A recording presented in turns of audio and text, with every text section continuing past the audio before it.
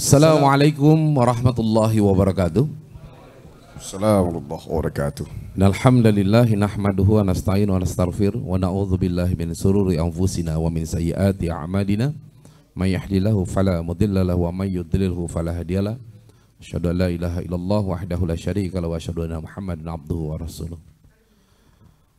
Alhamdulillah, pada hari ini kita dipertemukan kembali bersama dua dai berbagi di Sisa TV. Kami ucapkan selamat bergabung kepada jamaah Zoom ya.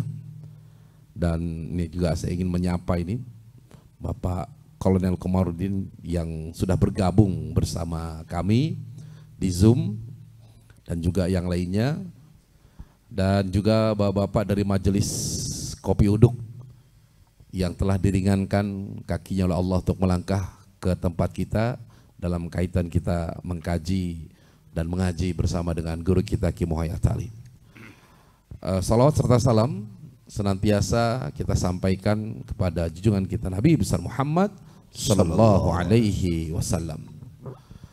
Baiklah, untuk mengawali seperti biasa kita akan membacakan surat Al-Fatihah. Semoga Allah memberikan keridhaannya dan juga menurunkan hidayahnya dan memberkahi segala apa yang kita lakukan pada kesempatan malam hari ini. Ala hadiniyah wa likulli niyatin salih. Al-Fatihah. A'udzubillahi minasyaitonir rajim. Bismillahirrahmanirrahim. Alhamdulillah.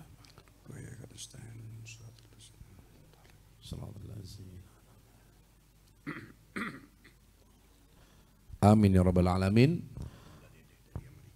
Dan juga kita ingin menyampaikan, mendoakan, mengirimkan surah Al-Fatihah kepada istri dari Pak Zul ya, salah satu jamaah dari Majelis Kopi Uduk yang sekarang terbaring sakit. Semoga Allah Subhanahu wa taala segera menyembuhkan dan memulihkan kembali beliau. Al-Fatihah. A'udzubillahi minasyaitonir rajim.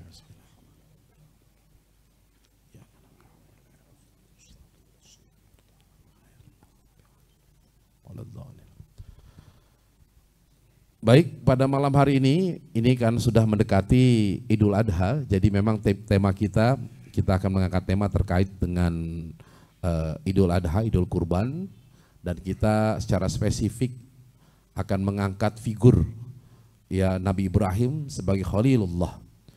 Nah, mudah-mudahan saja dengan apa yang nanti kita dapatkan ini menjadi cerminan buat kita semua.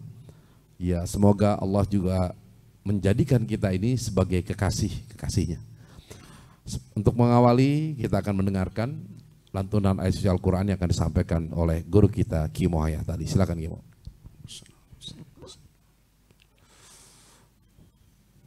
Assalamualaikum warahmatullahi wabarakatuh. A'udzu billahi minasy syaithanir rajim.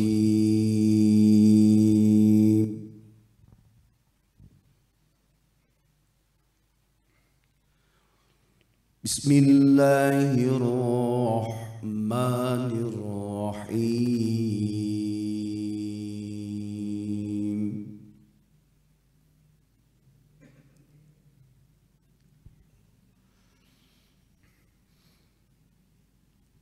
Innas safa wal marwata min sya'airillah.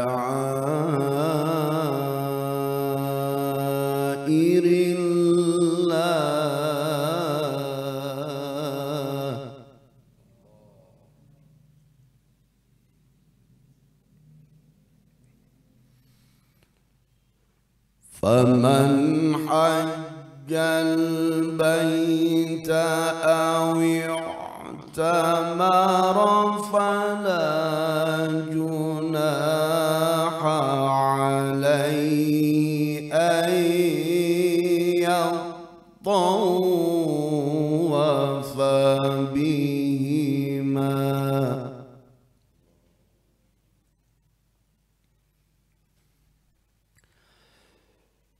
وَمَنْ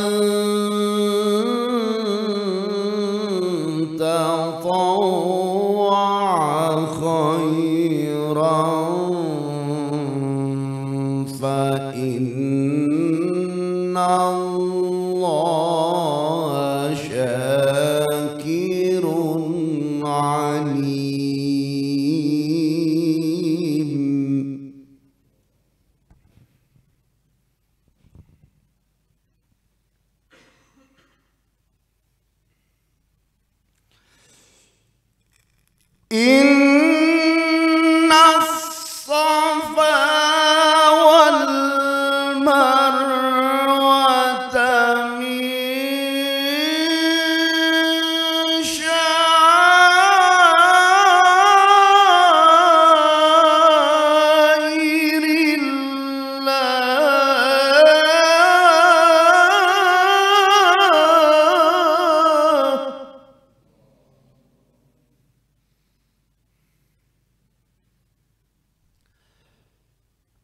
فمن حج البيت أو اعتمر فلا جناح عليه أن يطوف بهما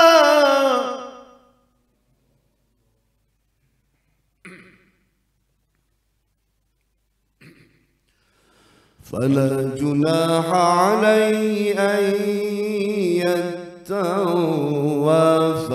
بهما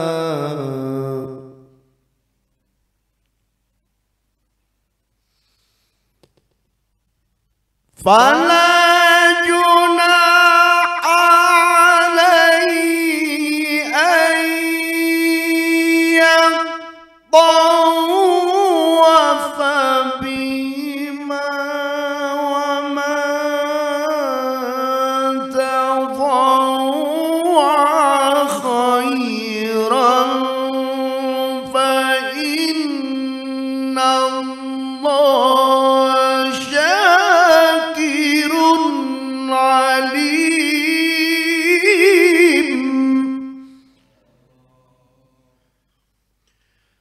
بسم الله الرحمن الرحيم.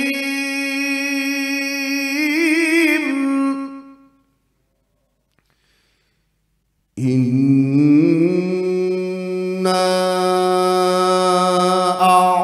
أعطيناك الكوثر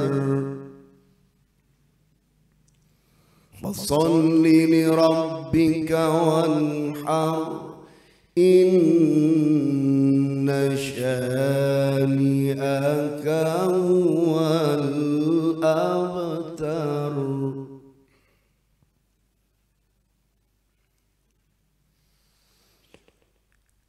إنا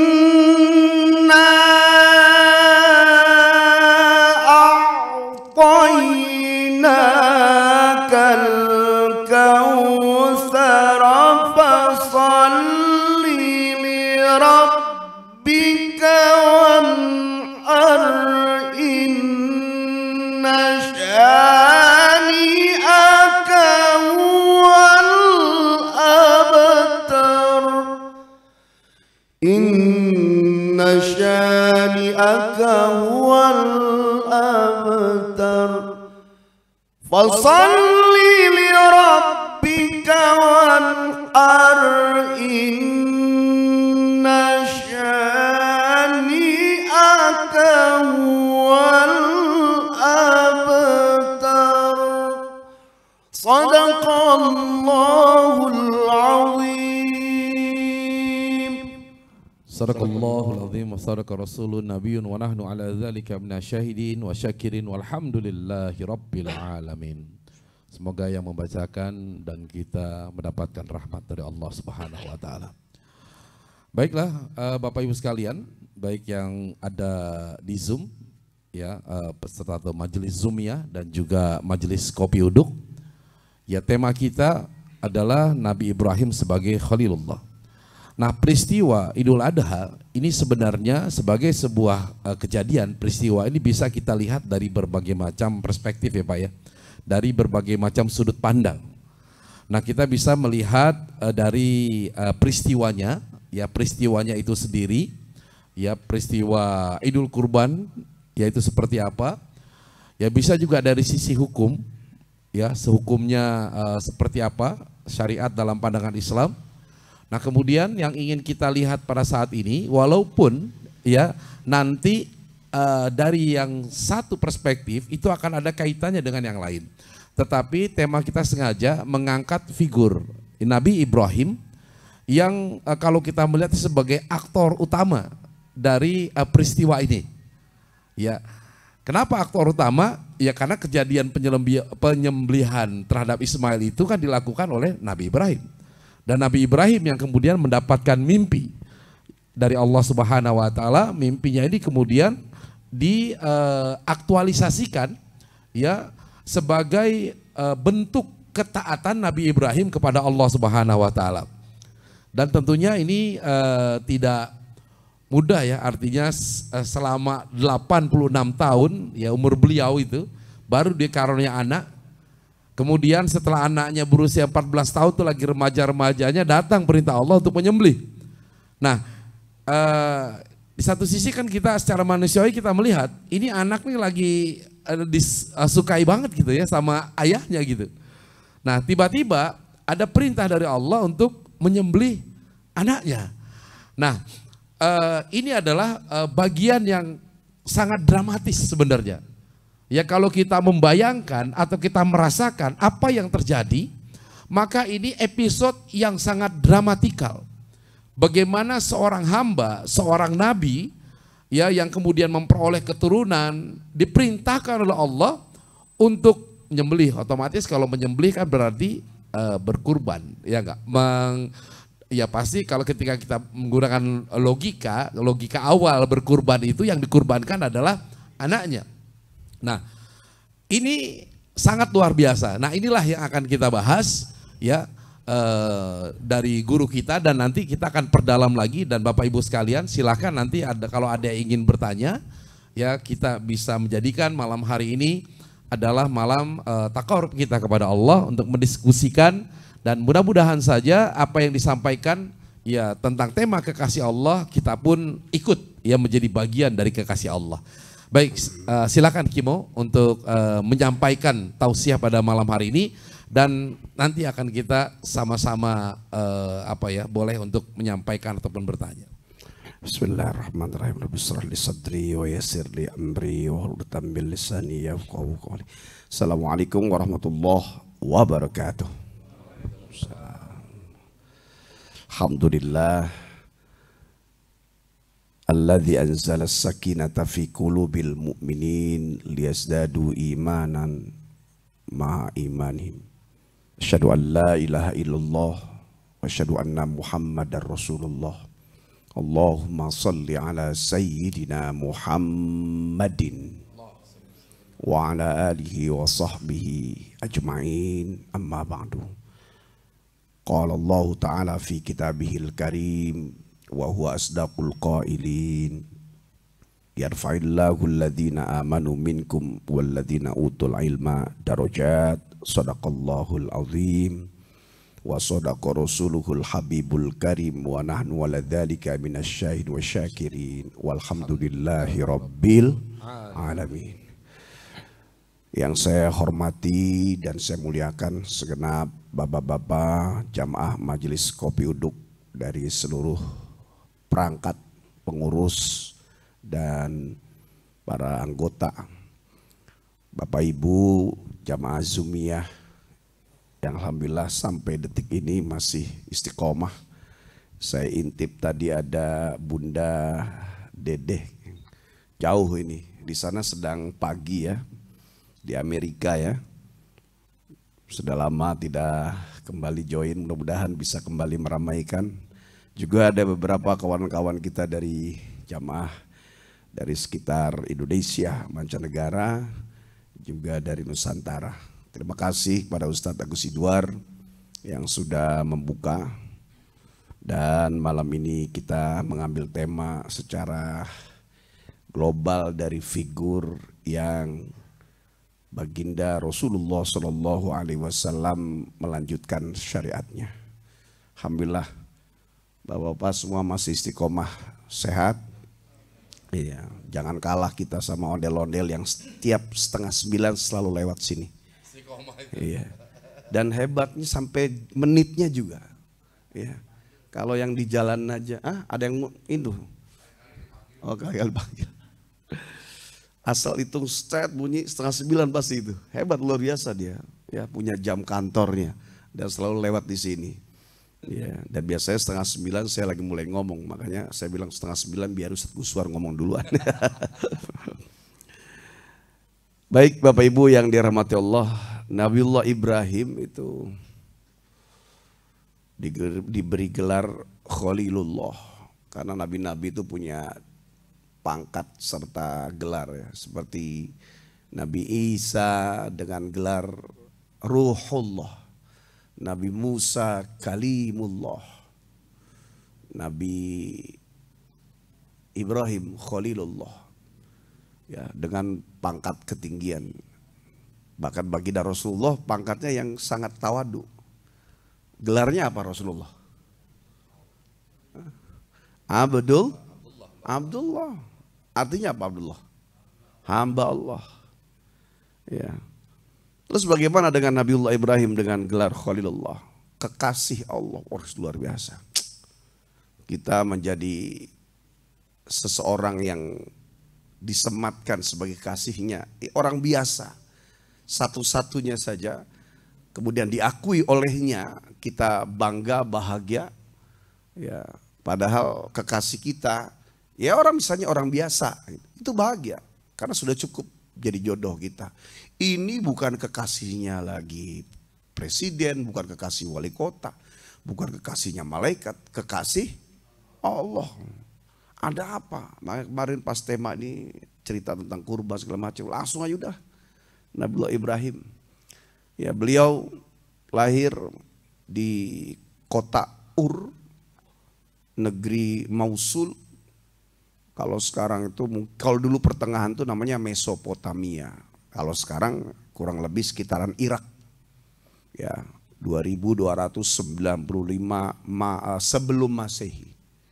2295 sebelum Masehi. Berarti kurang lebih dari kita berapa ribu tahun? 3.700-an. Ya, 3.700-an. Kalau dari Rasulullah 2.700 ya? Apa 2.200? Kurang lebih demikianlah. Udah capek suruh ngitung lagi. Terima beres saja udah, ya. Ada keistimewaan, saya baca di beberapa literatur sejarah karya Syekh Muhammad bin Ahmad bin Ilyas, bahwa kejadian yang ada di masa Nabi Musa itu ternyata sudah ada kejadian dulu di zaman Nabi Ibrahim.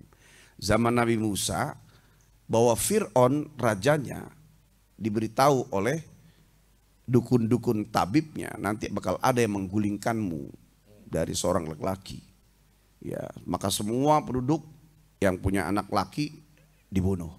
Itu ternyata juga sebelumnya terjadi zaman Nabi Ibrahim. Raja Namrus yang lagi gagah-gagahnya saat itu juga mimpi bahwa nanti ada yang menggulingkan di satu saat di masa pemerintahanmu. Maka semua dilarang. Seorang laki-laki tidak boleh menggauli istrinya.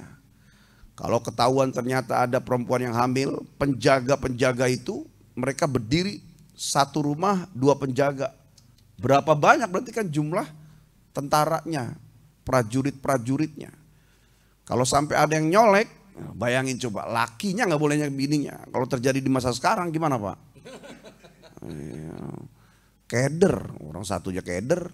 Kalau nggak ada kan, ada yang katanya. Dijaga.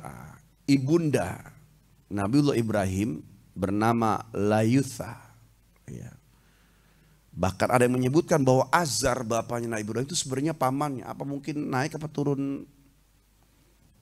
Apa di sini kalau ini lu ranjang nggak paham. Jadi Azar itu pamannya. Banyak mengenal Azar. Ada yang bilang bahwa Azar adalah bapaknya. Bersembunyilah di sebuah gua sampai melahirkan Nabiullah Ibrahim. Ya, kemudian ditinggalkan selama kurang lebih 1 tahun. Ya. Untuk supaya tidak aneh kok ada satu orang perempuan hilang, maka dia pergi. Nabiullah dilahirkan kemudian ditinggalkan. Dan di antara mukjizatnya Nabi Ibrahim adalah tumbuhnya 1 bulan seperti orang bayi 1 tahun. Ditinggalkan 1 tahun oleh ibunya itu, pas didatangi sudah seperti anak umur 12 tahun. Jadi sebulan seperti 1 tahun. 12 bulan, 12 tahun. Di masa 1 tahun itu nengok sesekali. Dia lihat Nabi Ibrahim tuh sedang mengulum ngenyot kalau bahasa Jermannya. Ya, ngempeng. Ibu jarinya keluar susu, kemudian keluar keju dan madu di jari-jarinya yang lain.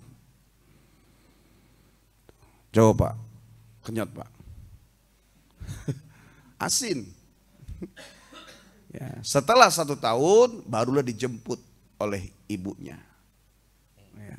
Nah, jadi di usia kecil saja sudah mulai memikirkan Tuhan gitu. Ya, usia balita sudah mikirin kemana Tuhan. Itu ada proses panjang, makanya terkenal di Al-Quran tuh peristiwa bagaimana ngeliat matahari, oh ini Tuhan saya. Yang pertama ngeliat bintang, kemudian hilang, ini nggak mungkin. Ya ini berarti ada bulan, ini lebih besar daripada yang semalam. Ya kemudian bulan tenggelam lagi, nggak mungkin Tuhan menghilang. Matahari, oh lebih besar lagi. Nah, proses itu ternyata nggak nunggu remaja, dari kecil sudah begitu. Nah, sampai akhirnya di usia remaja belasan tahun itu, Nabiullah Ibrahim alaihissalam sudah mulai menegur bapaknya. Negur bapaknya sendiri.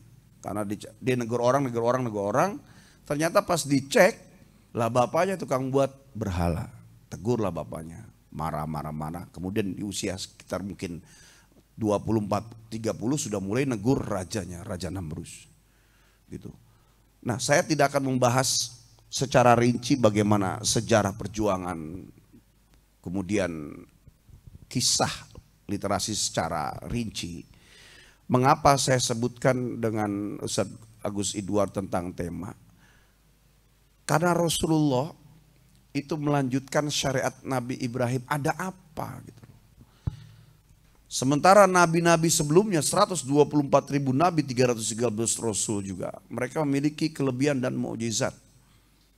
Bahkan Nabiullah Ibrahim tidak dititipkan kitab, hanya mushaf sebanyak 10. Ismail juga 10. Yang diberi kitab Al-Munazzal yaitu Nabi Daud, Nabi Musa, Nabi Isa dan Rasulullah Nabi Muhammad sallallahu alaihi wasallam.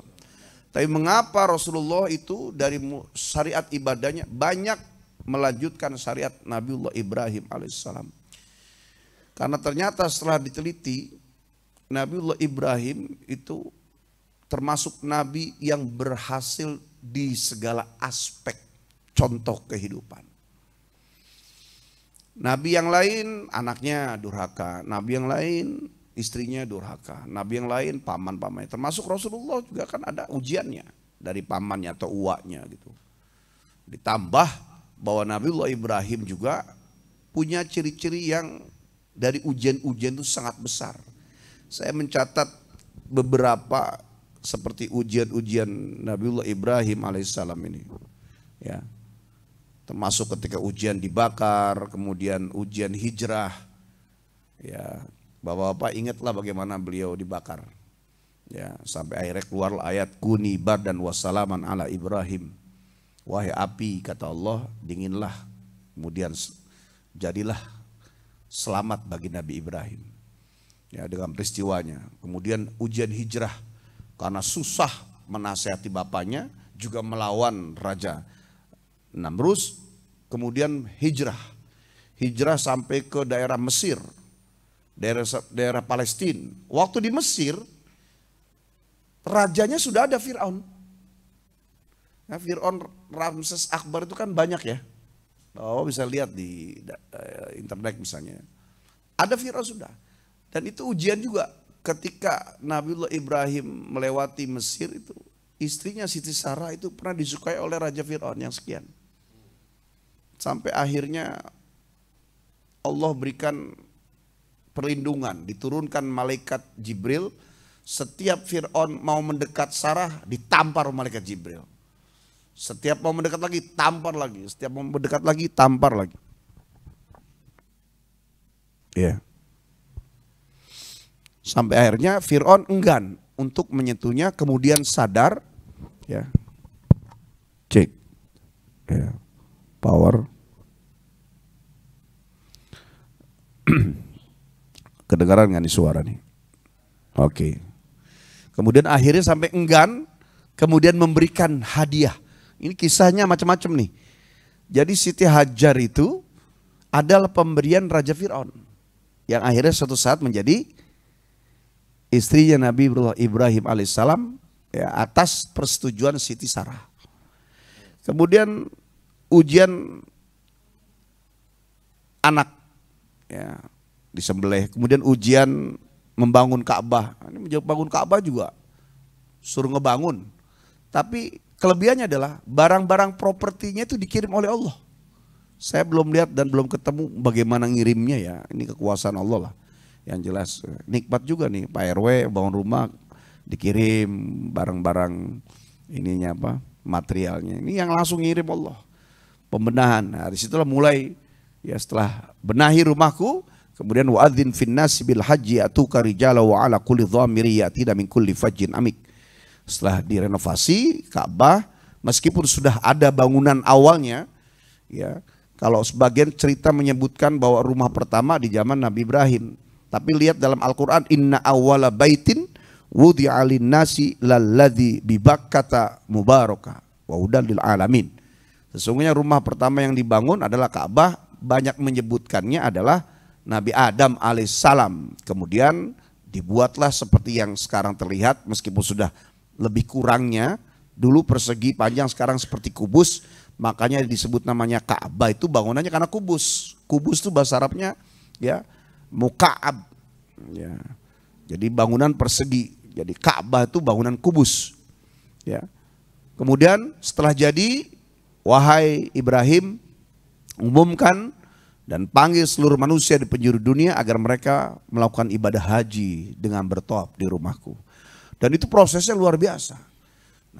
Nabiullah Ibrahim diuji, Siti Sarahnya diuji, Nabi Ismailnya diuji, kemudian juga Siti Hajarnya diuji. Dari Palestina kemudian suruh hijrah ke kota Mekah, sampai Mekah baru hijrah beberapa saat, disuruh pergi Nabi Ibrahimnya. Sampai Siti Hajar bertanya, kau mau kemana? Ya, tidak dijawab. Kau mau kemana wahai suamiku? Tidak dijawab, nggak nengok tuh. Sampai Nabi Siti Hajar bertanya, apakah Allah yang memerintahkan pergi dari kami? Iya. Kalau sekiranya Allah memerintahkan itu kepadamu, pasti Allah sudah juga menjaga kami. Gitu. Sampai akhirnya nggak bisa menyusui. Kalau Siti Sarah itu bisa menyusui, ya. Kemudian Siti Hajar nggak bisa menyusui, makanya sampai lari-lari di sofa Marwah 7 kali bolak-balik. Itu peristiwa dari situ yang akhirnya menjadi syariat dalam ibadah haji. Ya. Kemudian ada ujian berdebat sama seperti debatnya Nabiullah Nuh alaihi salam. Semuanya bisa dilalui dengan kesabaran. Makanya keteladanan di antara Nabiullah Ibrahim adalah satu, taatnya kepada Allah. Sangat taat. Ya. Kemudian berani seperti menentang kepada bapaknya, kepada raja. Kemudian ikhlas dalam beribadah. Kemudian sabar, maka termasuk salah satu nabi dari ulul azmi. Ada 5 nabi ulul azmi. Nabi yang terkenal standar kesabarannya itu melebihi mungkin malaikat ya.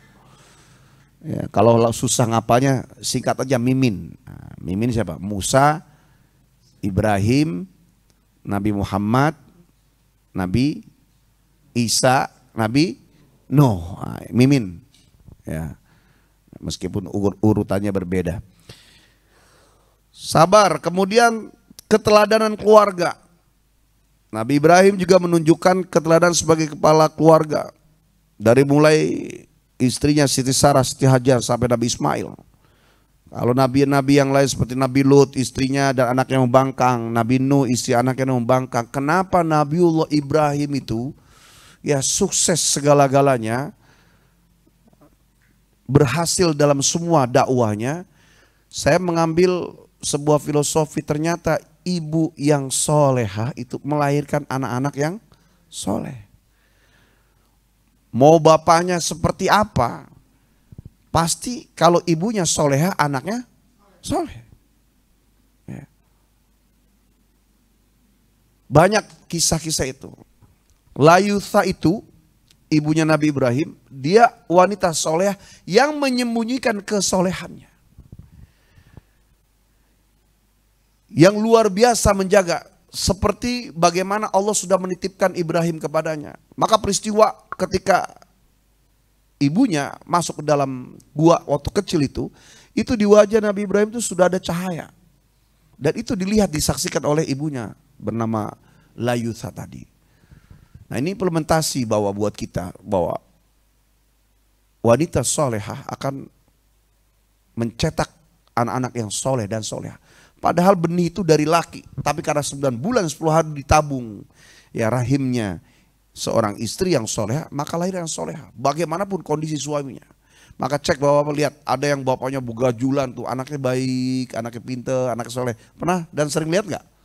Nah, ini lihat. Jadi fondasinya adalah di ibu. Ya. Ada peristiwa ketika seorang laki-laki yang dia mengadukan anaknya yang durhaka. Kemudian ditanya, apakah kau sudah memenuhi hak anakmu? Sudah, coba dicek. Akhirnya dipanggil anaknya, ditanya. Apakah kau sudah diberi pendidikan? Tidak, ayahku tidak pernah mengajariku. Apakah kau sudah diajarkan bagaimana untuk beragama? Tidak, ayahku tidak pernah mencontoh, bahkan dia bermaksiat. Apakah kau memiliki ibu yang soleh? Tidak. Ibuku jauh dari soleh. Ibuku adalah wanita yang durhaka. Disebutkan gitu. Bukan berarti dia nggak bela ibunya. Ya, ternyata kesolehan seorang wanita itu mampu mencetak. Dan rata-rata ibunya para nabi itu, meskipun di atasnya bagaimana, itu minas solihat, semuanya soleh, solehah. Ya, bapak-bapak yang memang sekarang dalam keadaan soleh, amin. Ya Rabbal, maka bersyukur karena memiliki ibu yang soleh. Bagaimana dengan istri kita? Mudah-mudahan istri kita soleh, amin ya Rabbal alamin. Nah, kalau literatur sejarah, bahwa saya lihat baca map Denah tuh luar biasa. Ada beberapa nabi yang memang satu masa di tempat dan negara yang berbeda.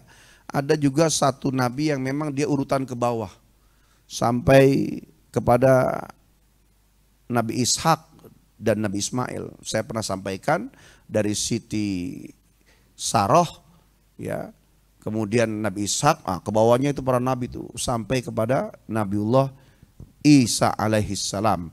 Sementara dari Nabi Ismail, ya, ini keturunannya adalah orang-orang besar, sebagian daripada pembesar-pembesar, pejabat-pejabat atau pedagang-pedagang sampai kepada Qusay bin Kilab. Bahkan Fihir, ya Fihir itu nama lainnya adalah Quraisy. Jadi bangsa Quraisy itu diambil dari kakeknya Nabi yang bernama Fihir. Ya, Fihir atau Quraisy, kemudian Qusay bin Kilab sampai kepada Hashim, kemudian sampai ke bawah sampai kepada Abdul Muthalib, Abdullah dan Nabi Muhammad sallallahu alaihi wasallam. Ya. Dan semua peristiwa ibadah dari mulai sholatnya, puasanya, zakatnya, hajinya itu sudah diberi contoh dulu Nabiullah Ibrahim alaihissalam. Dan Rasulullah peletakan batu terakhirnya. Dari mulai syahadat, sholat, puasa, zakat, dan gongnya di haji itu adalah bagaimana perjuangan Nabiullah Ibrahim alaihissalam sampai kepada urusan korban. Dan korban itu sudah ada latihannya meskipun ada sejarah di belakang. Wallahu a'lam bishawab. Kalau kita ini berbuat maksiat paling seminggu, 2 minggu, mungkin muda berbuat salah, remaja, tua baru Allah ya jewer atau kasih teguran. Para nabi itu langsung. Mereka kalau ada kesalahan ya langsung. Bukan karena hukuman tapi karena sayangnya Allah kepada para nabi. Karena mereka juga manusia. Tapi hidupnya ya semua berada dalam genggaman hidayah Allah subhanahu wa ta'ala. Sampai pada peristiwa bayangkan. Sudah lama menanti seperti Ustaz Giswar bilang. Menanti anak. Basgirian lahir ternyata Allah memerintahkan untuk disembelih. Begitu ikhlas, begitu yakin, begitu cinta kepada Allah. Dari sini mengambil sebuah hikmah dan pelajaran. Bahwa hidup itu semuanya dasarnya adalah dari Allah untuk Allah. Dasar hidup adalah ibadah. Kau kuletakkan di buminya Allah. Kemudian tujuannya untuk beribadah kepadaku. Tapi karena aku adalah Tuhan Maha Bijaksana, aku tidak ingin kalian lambat dalam sujud kepadaku. Kuberikan kalian operasional. Diberikan semua apa yang dibutuhkan dalam hidup di dunia. Agar kalian makin hebat datang kepadaku. Maka dikasihlah pasangan, kasih suami, kasih istri, kasih anak, kasih rumah, kendaraan, pangkat, jabatan dalam rangka supaya hebat kita cintanya kepada Allah Subhanahu wa ta'ala. Itu aslinya. Dan itu diwujudkan oleh Nabiullah Ibrahim alaihissalam. Orang mungkin bisa tega kepada istrinya. Istri mungkin bisa tega kepada suaminya. Tapi rata-rata secara nurani orang jarang tega itu kepada anak. Ternyata sampai peristiwa ya, kejadian untuk nyembelih anak pun kalau itu langsung Allah yang memerintah mau dilakukan. Ya, coba bayangkan Pak, mimpi berkali-kali nyembelih anak, kemudian ternyata dia sampaikan kepada anak, ternyata punya anak juga soleh juga. Wahai anakku, aku bermimpi menyembelihmu, kaifataro, bagaimana pandanganmu? Apa jawaban Nabiullah Ismail? Soleh, ini anak soleh. Ayah lakukanlah. Ya, if'al ma tu'maru satajiduni insyaallah minas sabirin. Lakukan apa yang telah diperintahkan Allah kepadamu, niscaya kau dapatkan aku menjadi anak yang saleh. Gak bisa kebayang kalau mimpi itu ada pada kita. Nah, Abi mimpi semalam. Nah, Ustaz Gusora jangan saya deh. Ya, boy. Dia kalau manggil anaknya boy. Ya, ayah mimpi, manggil apa sih ayah ya? Iya. Ya, ayah mimpi semalam nyembeli kamu. Ya, bagaimana pendapatmu? Papa aja duluan. Ayah aja duluan. Iya. Anak sekarang kalau disuruh begitu pasti aneh. Ismail usia belasan tahun, ya, tapi sudah mampu menjawab demikian. Ya, wallahu a'lam bishawab. Nah, saya ngasih sebagai pembuka saja, bukan ya berbentuk tausiah karena ini berkaitan dengan sejarah. Sejarah itu satu cerita, yang kedua kita mengimani dengan literasi referensi dan maroji, ya, dan karena sebab kita itu tidak sedang hidup di zaman itu, ya kita yang penting sanad sampai kepada siapa yang disebutkan, itulah yang kita kemudian akhirnya menjadi sebuah inspirasi buat kita, ya, sebagai tanda keimanan dalam rukun iman yang 6. Yang pertama iman kepada Allah, yang kedua iman kepada yang ketiga iman kepada rasul-rasul dan nabi-nabi, yang keempat iman kepada kitab-kitab yang diturunkan, yang kelima iman kepada hari akhir, yang keenam iman kepada qada dan qadar, baik dan buruk. Ya. Nah, ini membuat kita semakin kuat.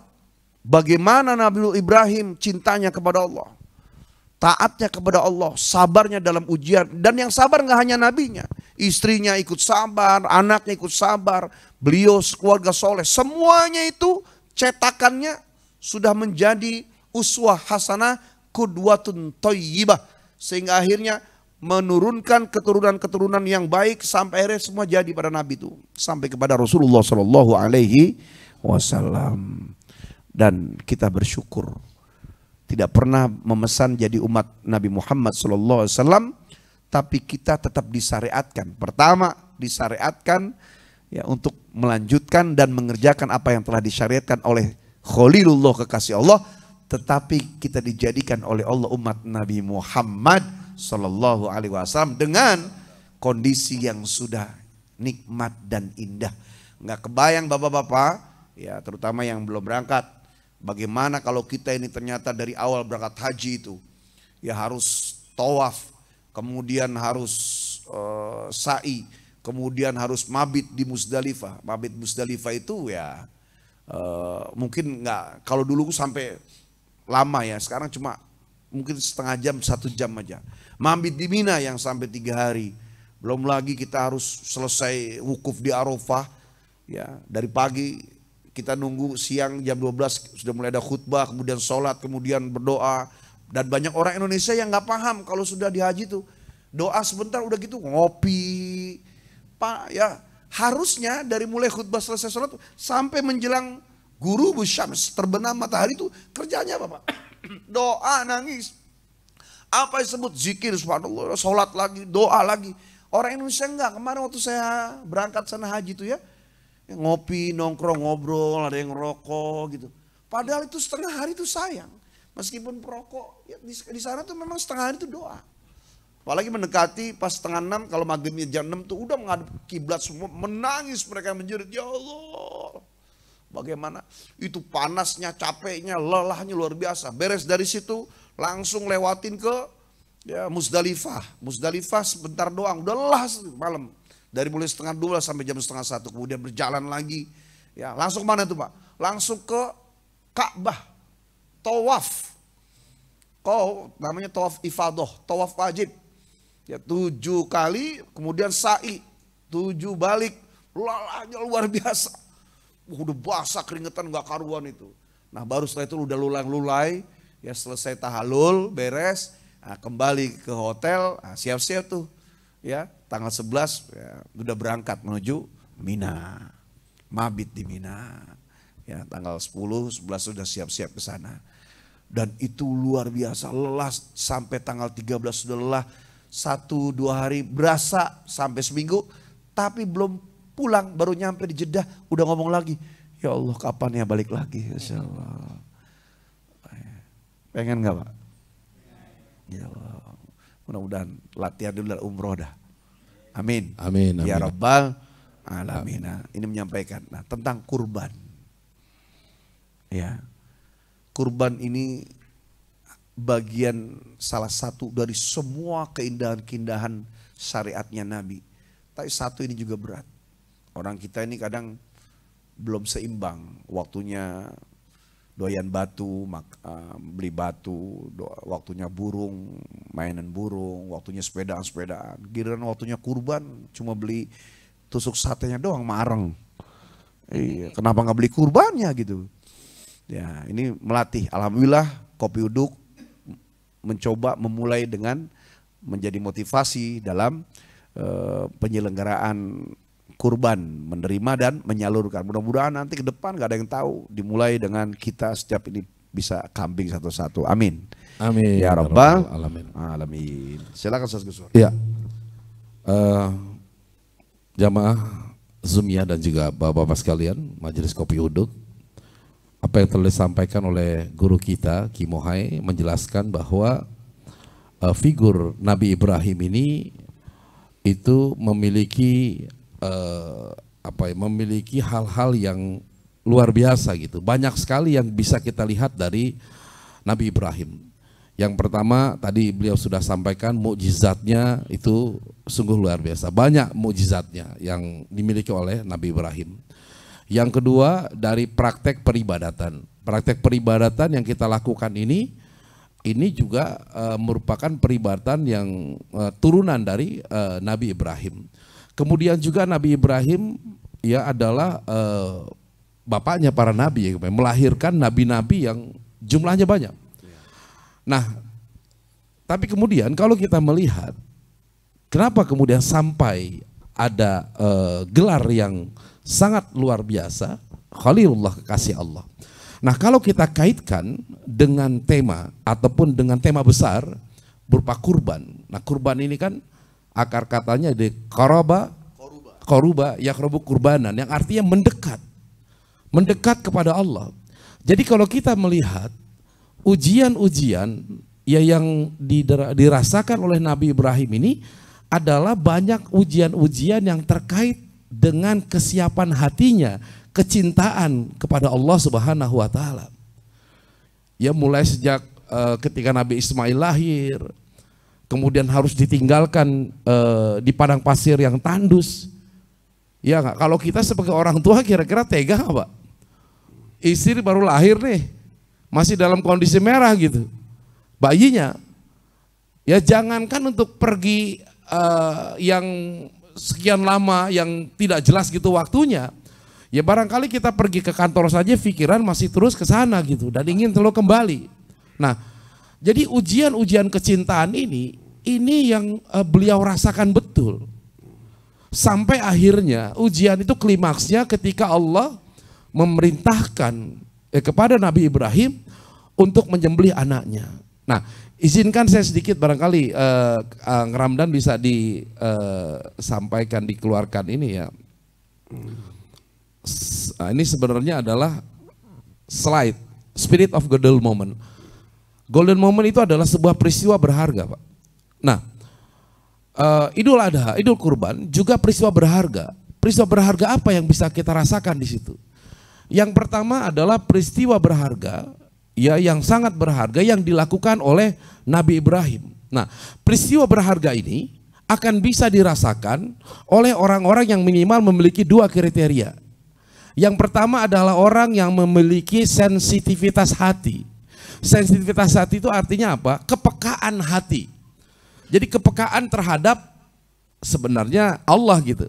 Nah, Nabi Ibrahim ini kan mendapatkan perintah melalui mimpi. Kemudian dengan kepekaan hati beliau, sensitivitas hati beliau tergetar. Innamal mu'minuna alladzina idza dzukirallahu wajilat qulubuhum. Jadi ketika Allah menyampaikan pesan melalui mimpi, ini bukan hanya sekedar sesuatu yang lewat demikian saja.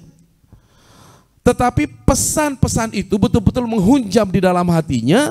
Kemudian ketika pesan itu terjadi berulang-ulang, nah golden moment inilah yang sangat terasa bagi Nabi Ibrahim, yang kemudian dia sampaikan pula kepada anaknya.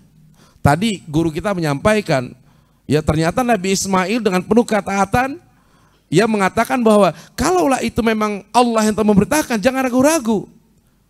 Beda mungkin kalau anak sekarang, ayah tadi ya mimpi nak apa menyembelih engkau, kata anaknya sama tadi malam juga saya mimpi gitu ayah.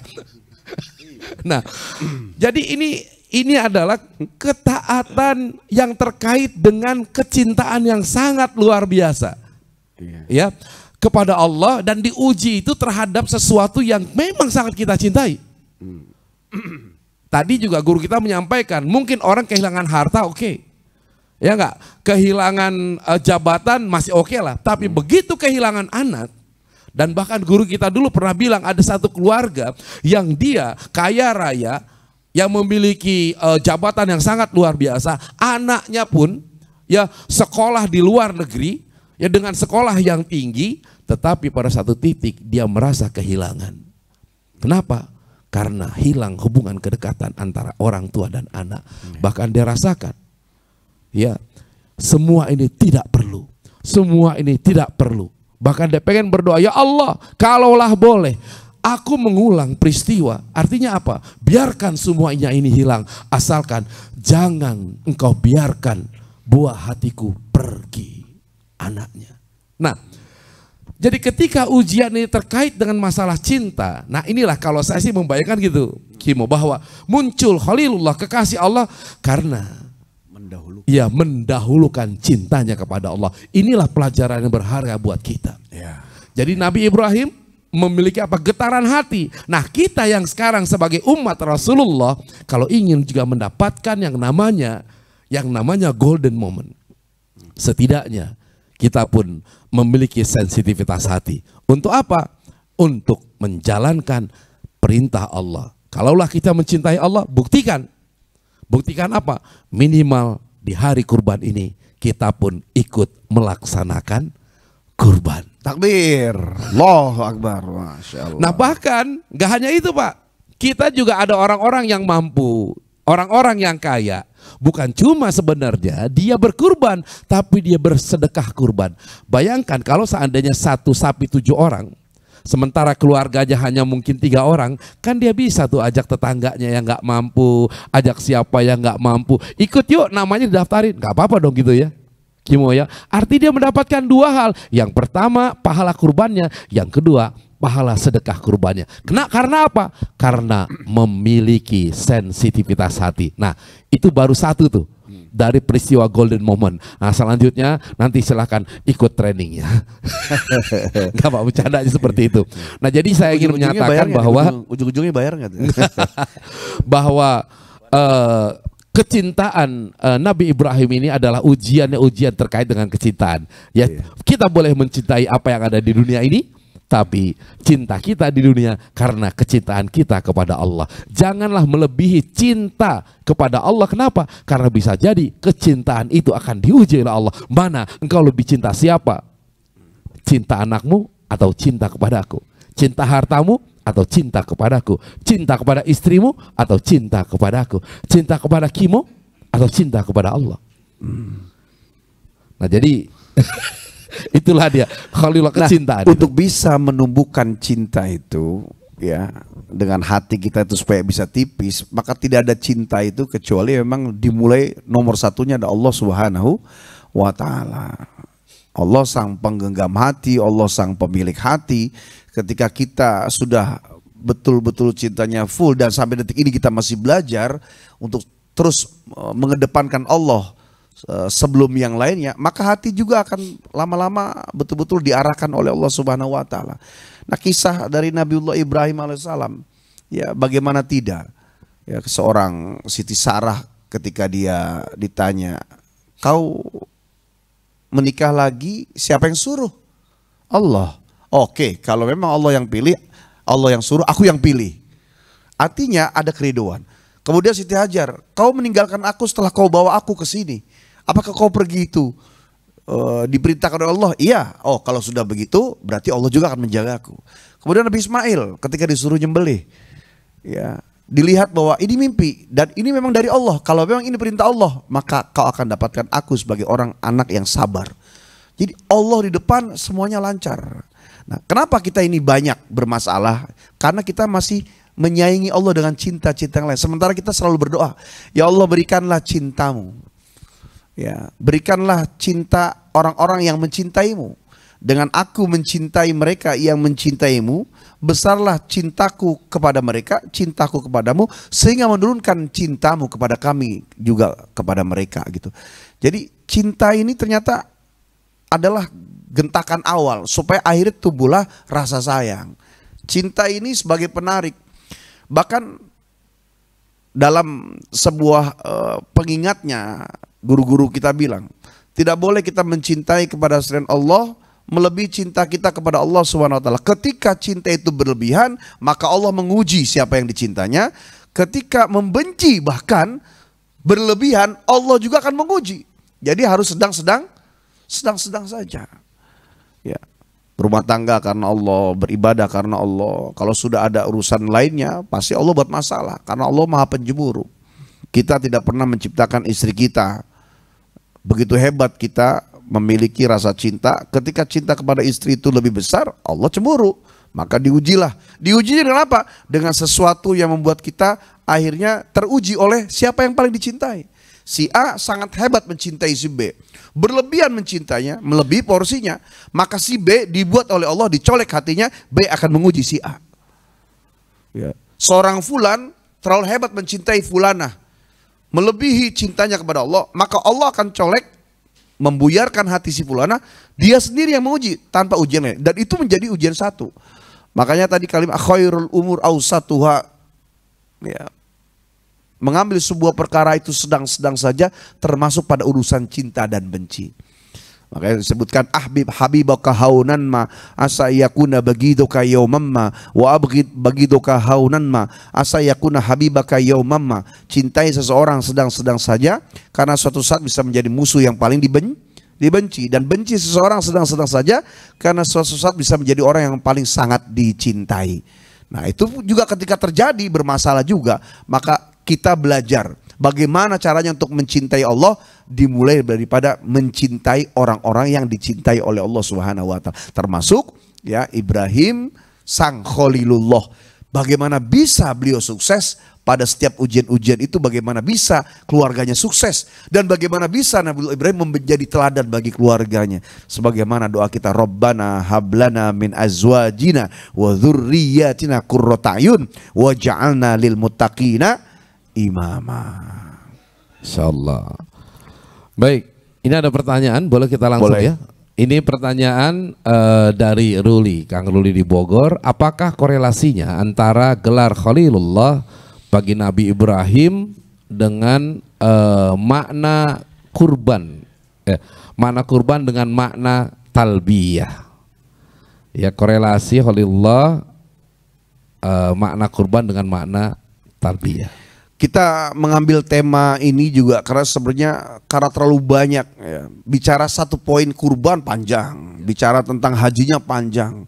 Makanya kemarin dalam tema itu dibahas gimana nih mau kurban, mau haji, banyak, udah deh kita ambil aja Ibrahim sang Khalilullah karena terlalu banyaknya. Ya karena poin-poinnya itu kita bicara tentang satu nabi saja, Dari mulai biografi bagaimana keluarganya, kemudian ayah ibunya, kemudian lahirnya, itu panjang. Apalagi tentang Nabiullah Ibrahim yang menjadi Abul Anbiya, bapaknya para nabi. Maka di sini disebutkan, kalau pertanyaannya apa korelasi antara gelar Khalilullah bagi Nabi Ibrahim, makna kurban dengan makna talbiyah.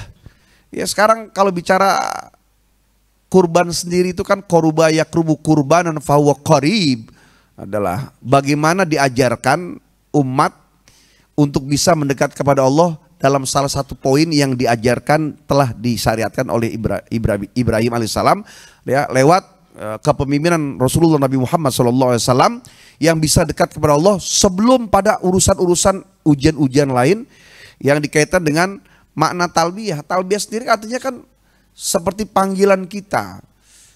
Allah memanggil ya agar kita datang kepadanya. Dari mulai menyempurnakan rukun Islam yang kelima, sampai pun kurban itu sendiri pun adalah bentuk daripada panggilan. Kita dipanggil untuk mengikuti syariat Nabi Ibrahim yang telah digaungkan oleh Al-Quranul Karim ya, dengan kurban. Maka setiap kita menjawab, kan panggilan kita tuh ada berapa? 3 ya, yang wajib ya. 1, panggilan azan. 2, panggilan seumur hidup, yaitu haji. Kemudian panggilan satu-satunya apa?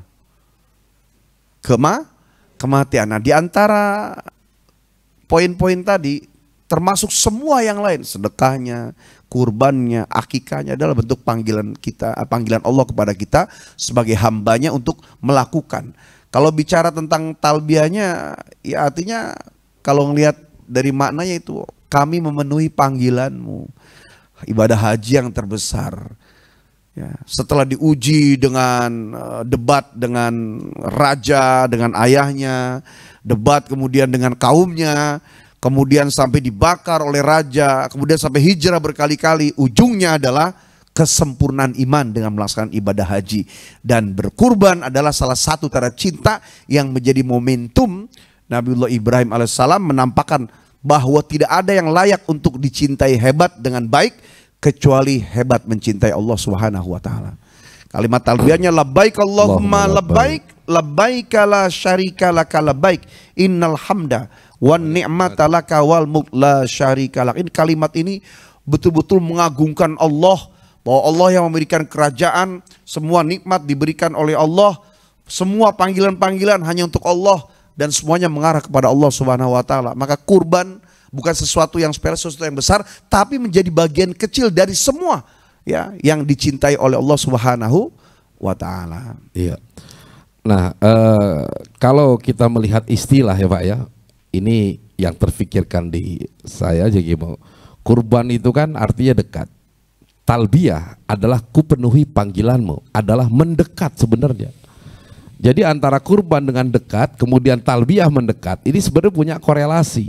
Tadi sebelum kita mulai, saya sedikit berdiskusi. Sebenarnya bagaimana sih hukumnya syariat yaitu kurban buat kita gitu. Ini kan sebenarnya kalau dilihat adalah sunnah ya. Tapi bagaimana sebenarnya? Apakah kemudian ini menjadi sesuatu yang dalam tanda petik memang sangat perlu, bahkan harus kita lakukan? Nah tadi Kimo menyampaikan orang berangkat ibadah haji Pak, ibadah haji ya, memang ibadah haji itu kan adalah sebuah kewajiban.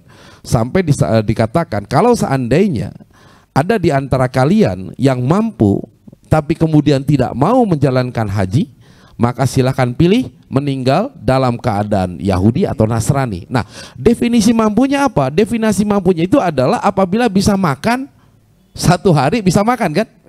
Nah, kalau kita kemudian ambil contoh itu kepada kurban, berapa sih persentase kurban dibandingkan dengan haji? Ya kan, itu sangat jauh sebenarnya.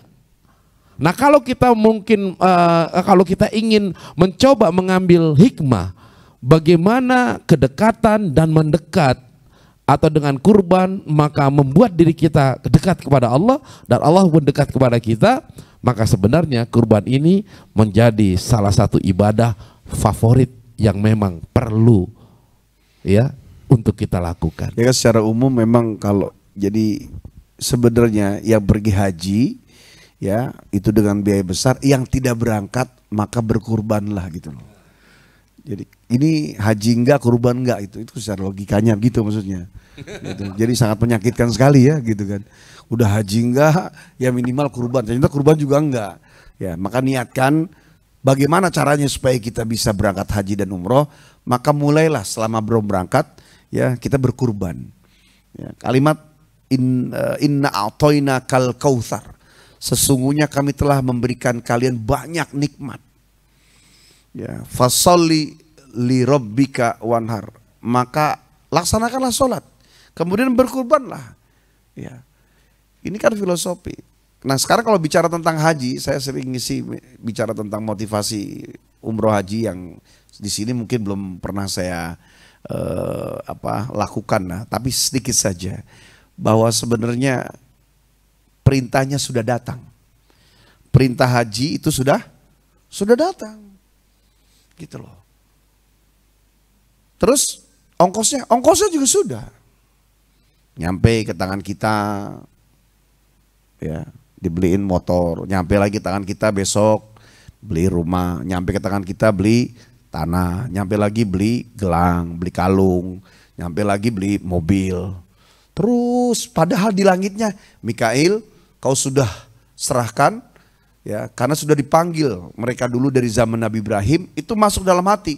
Kan kita nggak ketemu Nabi Ibrahim, iya panggilan sudah datang dan dimasukkan dalam hati-hati semua orang yang hidup. Dalam kontrak itu, alastu birabbikum, apakah aku Tuhanmu? Apakah kau siap sudah memenuhi semua urusan-urusan hakku? Ya, qalu bala syahidna. Semua bayi di seluruh dunia, baik itu muslim atau bukan, mereka menjawab, ya kami bersaksi kau adalah Tuhanku. Panggilan itu sudah datang, ongkos sudah nyampe. Nyampe ke tangan beli tas, nyampe ke tangan lagi beli Prada, nyampe lagi beli Louis Vuitton, nyampe lagi beli Dior, nyampe lagi beli Hermes.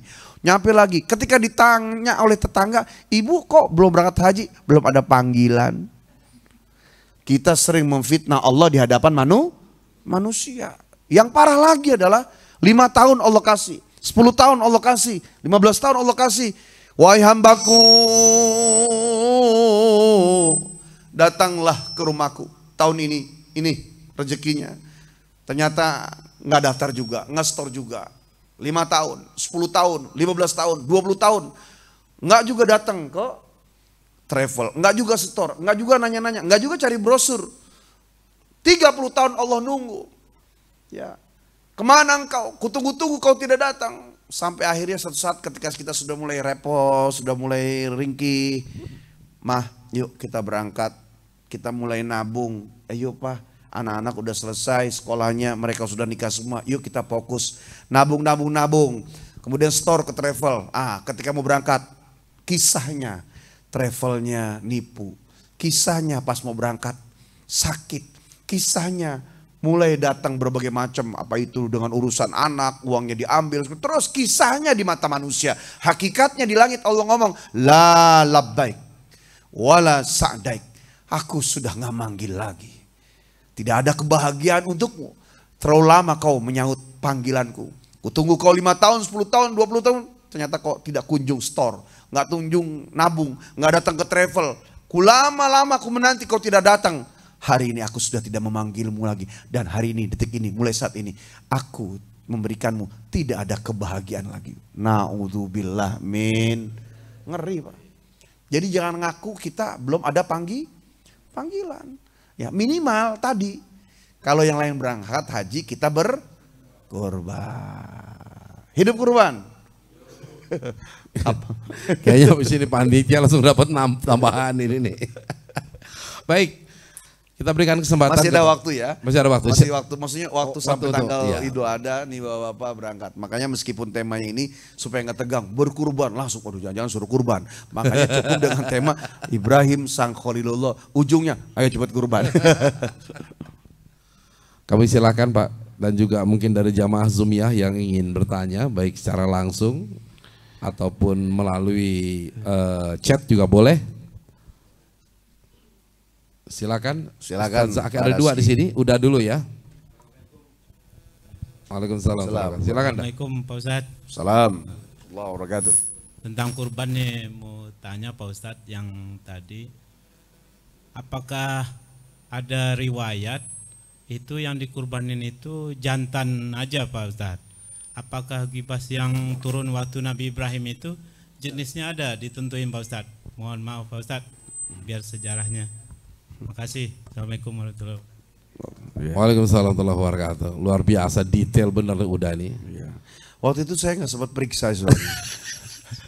Nggak, kalau sejarah itu ya, pertama secara umum sampai pertama satu kisah saja belum tentu detail. Yang kedua ya kadang ada referensi yang maroji yang berbeda.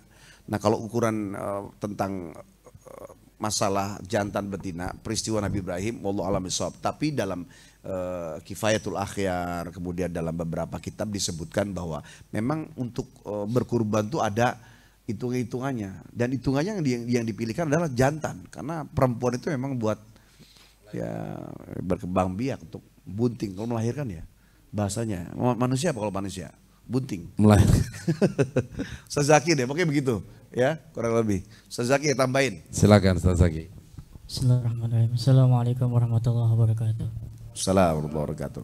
Langsung aja Ustaz, mohon izin. Ya. Di dalam kitab sejarah Ibnu Ishaq, menurut saya ini kitab sejarah paling otentik. Kemudian Ibnu Hisham gitu. Berbicara Nabi Ibrahim, maka kita berbicara Nur Muhammad SAW. Ketika Allah menciptakan Nur Muhammad ini berpindah dari orang suci yang satu ke orang suci lainnya. Ya. Ketika sampai kepada Nabi Ibrahim AS, maka tidak mungkin Nur Muhammad berada pada Azar. Maka disebutkan di situ Azar itu bukan bapaknya Nabi Ibrahim, tapi bahasa kita encang gitu, encang Pak D lah. Dan bapak Nabi Ibrahim itu adalah Taroh. Taroh itu adalah bapak Nabi Ibrahim. Di Quran Allah menyebutkan orang tua itu ada dua. Ketika Allah berfirman, wa idz qala Ibrahim li abihi Azar. Kemudian Allah berfirman lagi, wala ta'budu illa iyyahu wa bil walidaini ihsana. Bukan wabil abawaini ihsana. Maka abi itu dalam bahasa Arab dia adalah bapak atau orang tua yang tidak melahirkan anak. Sedangkan walid itu adalah orang tua yang melahirkan anak. Sehingga kaitannya dengan Azar tadi, Azar bukan ayah Nabi Ibrahim. Ayah Nabi Ibrahim adalah Taroh, dan Taroh inilah yang di dalam dirinya ada Nur Muhammad SAW yang kemudian pindah kepada istrinya, yang kemudian lahirlah Ibrahim alaihissalam. Terus sampai pada Hashim yang punya anak namanya Muttalib dan Syaibatul Hamdi. Inilah nama asli Abdul Muttalib. Kenapa disebut Abdul Muttalib? Karena Syaibatul Hamdi, seorang kakek dari Rasulullah SAW, dia ikut kerja bersama abang yang namanya Muttalib, sehingga disebut Abdul Muttalib, karyawannya Muttalib. Ini Nur Muhammad SAW tidak mungkin jatuh kepada orang-orang yang tidak suci, dan semua leluhur Nabi SAW ini adalah orang-orang yang suci. Makanya kita selalu terjebak hadis inna abi wa abaka finnar. Inilah orang yang mengatakan hal ini dia sejarah Nabi SAW.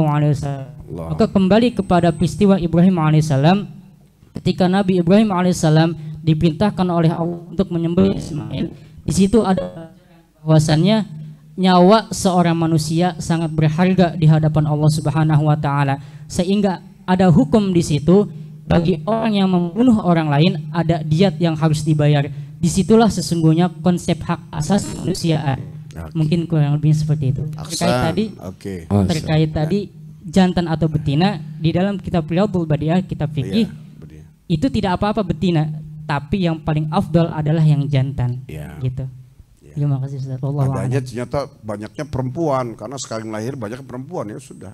Makanya kalau bicara sekarang gini, jadi lebih mengarah kepada binatang, hewan kurban tuh ya kasarnya, jadi mau jantan betina Ada nggak kita yang ini? Nah, buat kita yang mampu ngikut literatur begitu, seperti kambing, sapi yang setahun 2 tahun memang ada aturan-aturannya. Nah, kita lanjutkan masalah tadi sejarah ya. Kalau di catatan saya ada namanya taruh, ada yang tarika. Jadi nama itu memang tipis-tipis beda tipis. Ya, Insya Allah. Terima kasih Ustadz Zaki ya, alhamdulillah bagi menambah ya. Juga Bapak Ibu semua, hari ini malam ini tema kita temanya yang bagus ya, meskipun tidak dikupas semua ya, penyampaian yang sederhana. Ya sebagai tanda penyemangat bahwa masih ada waktu kurang lebih seminggu lagi, insya Allah kita akan bertemu dengan hari raya Idul Kurban, Idul Adha. Ya, yang paling utama adalah hari raya itu memang kebanggaan dan kebahagiaan kita, tapi makna lain adalah Idul Fitri sebagai hari kemenangan setelah digodok 1 bulan penuh berpuasa. Idul Adha adalah memang dalam rangka takrib atau korubaya kurban, mendekatkan diri kepada Allah Subhanahu wa Ta'ala. Mudah-mudahan ada sedikit giroh menyiapkan. Saya kayaknya nggak sanggup kalau 1 kambing itu minimal gimana caranya ya? 1 kambing, kalau nggak sapi 1 kambing bertiga boleh nggak? Boleh. 1 kambing sekeluarga boleh nggak? Boleh. Kenapa sih kok harus sapi? Nah, karena sebenarnya memang binatang yang jadi kurban dari onta, sapi, kerbau, kemudian kambing, gibas ya. Ya silakan. Yang afdol mana dari semua? Kurban kambing sebenarnya, ya satu kambing satu orang, 1 kambing 1 orang, balik dong, 1 orang 1 kambing, 1 kambing motong 1 orang tuh. Ini Ya? masih ada pertanyaan nih gimana? Oh masih ada? Iya. Ya nggak apa-apa sambil dibacain, saya jawab dulu. Iya. Terus kenapa kok sapi? Karena orang Indonesia itu nggak semuanya makan kambing gitu, sapi. Ya. Hah? Makan tembon lebih banyak. Oke, ini ada pertanyaan lagi dari Ong, tulisannya di sini ya. Ada dari Zoom, ada yang percaya yang dikurbankan itu Nabi Ishak di dalam masjid Dome of Rock. Ada batu sebagai pijakan Rasul untuk Mi'raj. Tapi Yahudi percaya batu itu untuk persembahan kurban Nabi Ishak oleh Nabi Ibrahim. Mohon penjelasannya. Nah, Ada ini yang menjadi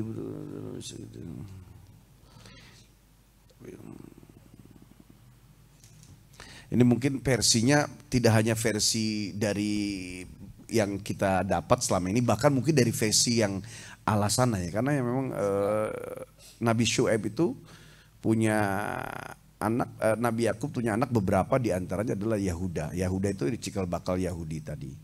Ya, dia punya versi, bahkan Nasrani juga punya versi juga.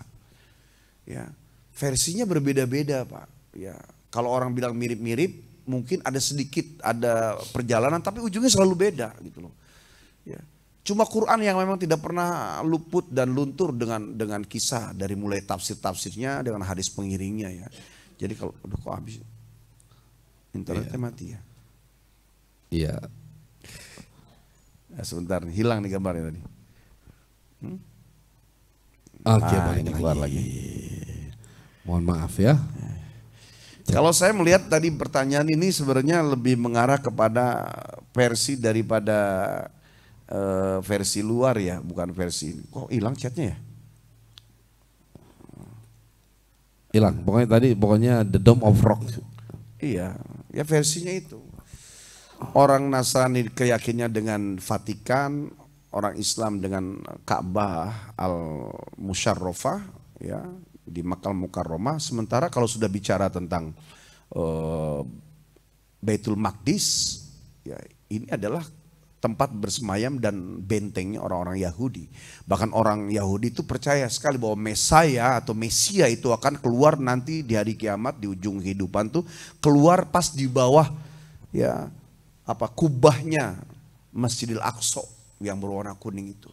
Jadi kalau saya lihat berkaitan, nanti walaupun saya cari lagi. Kalau ceritanya Nabi Ishak sih kita lihatnya bahwa Al-Quran jelas bicara bagaimana yang dikurbankan adalah Nabiullah Ismail alaihissalam. Ya. Ya, nah ini tadi ada pertanyaan lagi Kimon, kayaknya pertanyaan terakhir ya. Nah kalau ini tadi yang kita diskusikan nih. Apa tuh? Bu, dari Mbak Oke. Ayu, nah ini saya jawab dulu boleh ya? Boleh. Mbak Ayu, Pertanyaan adalah, Assalamualaikum, mana yang lebih penting antara kurban dan akikah? Apa fungsinya akikah termasuk, terima kasih. Tadi sebelum ini kita diskusi Mbak. Mana yang penting kurban sama akikah? Ya sekarang lagi Idul Adha ya kurban aja dulu gitu. Bahkan tadi Kim mau menjelaskan gampangnya begini, kalau mau sama akikah mah gampang, tinggal lihat tuh banyak di tiang-tiang listrik suka ada akikah, tinggal kirim aja udah. Nah problemnya adalah sampai kapan akikah itu harus dilakukan? Tadi saya mendapatkan ilmu dari guru kita ini, ada hitungannya 7 hari, 14, 40, 100, 1 tahun, haul per tahun. Nah jadi seumur hidup saya juga tadi, saya belum sempat nanya juga sama orang tua saya udah ada kakek atau belum ya. Jadi kalau yang belum, mohon maaf Pak, yang belum akikah, jangan pada saat kurban ya. Kita tanya sama orang tua kita, termasuk juga yang bertanya, ya udah kalau memang belum jangan salahin orang tua, kita aja sendiri. Ya tinggal lihat di tiang mungkin, oh ini ada nih, kirim aja ke sana, kan ada tuh, terima akikah. Nah seperti itu. Ya Silakan, artinya Simon. ini kalau sekedar bertanya wajar dan kita akan jawab bahwa mana lebih penting, dua-duanya penting, ya tidak masuk dalam kategori ibadah mahdoh langsung wajib, tapi dua-duanya penting karena kalau dibilang ini kan sunnah, bukan bicara tentang sunnah. Sekarang kalau saya jelaskan lagi, sebenarnya seperti hadis dan Quran tuh kita suka memandangnya, ya ini kan Quran, itu kan hadis, enggak. Dua-duanya itu dari Allah. Ya. Wa ma yantiqu anil hawa in huwa illa wahyu yuha. Dan tidaklah yang diucapkan oleh Nabi Muhammad itu kecuali memang wahyu dari Allah. Cuma Al-Quran dengan redaksinya melalui malaikat Jibril, hadis itu ada yang memang diajarkan langsung, kemudian ada yang ketika Rasulullah sedang diam atau tidur, kemudian dimasukkan itu kalimat ke dalam dadanya, kemudian terbangun sudah menyampaikan itu. Artinya apa? Meskipun itu disebutkan mau dari sunnah, bukan bicara tentang sunnah. Al-ajru biqadril masyaqqa, pahala itu bergantung kepayahan. Nah sekarang ada perintah yang dengan alasan, ada perintah atau syariat tanpa alasan karena Allah ingin melihat ketaatan kita sebagai hamba Allah. Ya. Nah masing-masing punya derajat. Jadi kalau ditanya mana lebih penting, pertama dua-duanya ya adalah penting. Terus genting nggak? Bisa jadi genting. Karena kita tahu mana penting mana genting ya, gitu. Nah meskipun penting dan genting, dua-duanya punya derajat berbeda. Kalau tadi kurban tuh dalam mendekatkan, afdolnya adalah buat orang yang hidup, kecuali memang ada orang mati dengan wasiat. Tolong nanti kalau saya mati, ini kan sebelah lagi kurban, potongin ya. Karena sebenarnya wasiat yang utama itu wasiat harta. Wasiat selain harta itu levelnya sekian. Contoh, nah nanti kalau bapak mati, tolong dimakamkan di sana ya, jangan di sini. Kemudian meninggal, ya, maka kita nggak wajib. Oh ini kan orang tua wasiatnya, ternyata repot, biaya segala macam, anaknya ternyata nggak punya, bapaknya juga wasiat nggak nakar juga kemampuannya, maka nggak wajib untuk dilaksanakan. Tapi kalau harta harus, dari mulai piutang segala macam. Nah, termasuk kayak wasiat tentang kurban, tolong kurbankan. Ternyata uangnya cuma cukup buat bayar utang, buat bayar 4 hal, pemandian, pengkafanan, sholat dan kuburan ada, semuanya sudah nggak wajib. Gitu. Meskipun beli kurban juga dengan harta, gitu. Ya koruba ya kerubu, mendekatkan sesuai dengan namanya dalam rangka mendekatkan. Nah, orang mati wajib gak? Enggak. Orang hidup, orang mati wajib enggak? Kecuali wasiat, selainnya tidak wajib. Gitu. Kenapa? Ya, orang mati udah deket, ya. Bener nggak? Ya, ini logika tapi juga ada dasar. Nah, untuk akikah ini bahwa setiap manusia itu ya marhunatun bi aqiqatihi. Ya, tergadaikan amal manusia itu dengan akikahnya. Ketika belum akikah, maka amal itu masih akumulasi menggumpal di penampungan sampai seorang anak itu dipotongkan 2 ekor kambing bagi laki-laki, perempuan 1, baru itu amal itu naik ke atas. Gitu. Nah kalau tadi Ustadz Gus, saya udah belum ya? Ya bertanya sampai pol dulu ke orang tua.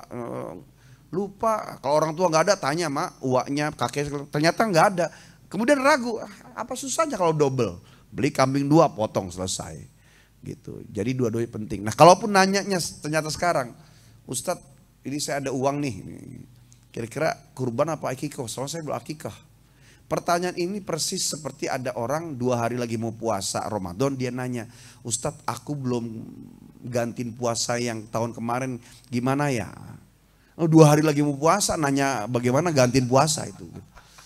Udah tahu di bulan kurban, duitnya ada, masih nanya misalnya kurban apa akikah. Nah kalau tadi Bu Ayu bertanya, ya karena pertanyaan umum, ya jadi dua-duanya penting.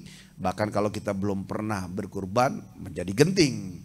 Kalau kita ternyata belum akikah, maka berjuanglah gitu. Mudah-mudahan kita bisa. Nah, akikah itu seumur hidup cuma 1 kali saja. Kurban kapan? Tiap tahun. Kita kan sebenarnya udah latihan korban tuh. Korban perasaan. Ya, sering kita. Kenapa giran kambing kok nggak dipotong gitu? Allah alam bisawab. Oke, baik gini Kimo, kalau dalam satu keluarga nih, misalkan hanya mampu kurban 1 kambing, kan yang beli bapaknya nih uangnya. Nah terus supaya dapat pahalanya double gitu, bapaknya kasih nama anak yang kurban. Jadi kan ngitungnya bahwa nama anak yang kurban, tapi kan anak kurban kan karena bapaknya.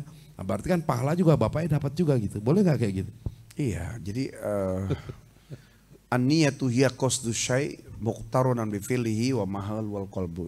Niat itu bermaksud sesuatu dan berbarengan dengan mengerjakannya. Ya.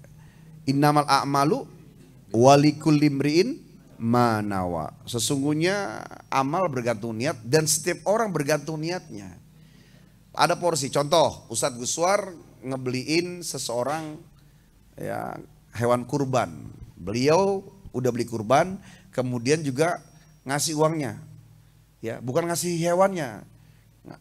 Ustadz Guswar beli, kemudian atas nama terus ngasih, itu namanya mendistribusi sendiri hewan yang sebelum dipotong. Tapi ini beda.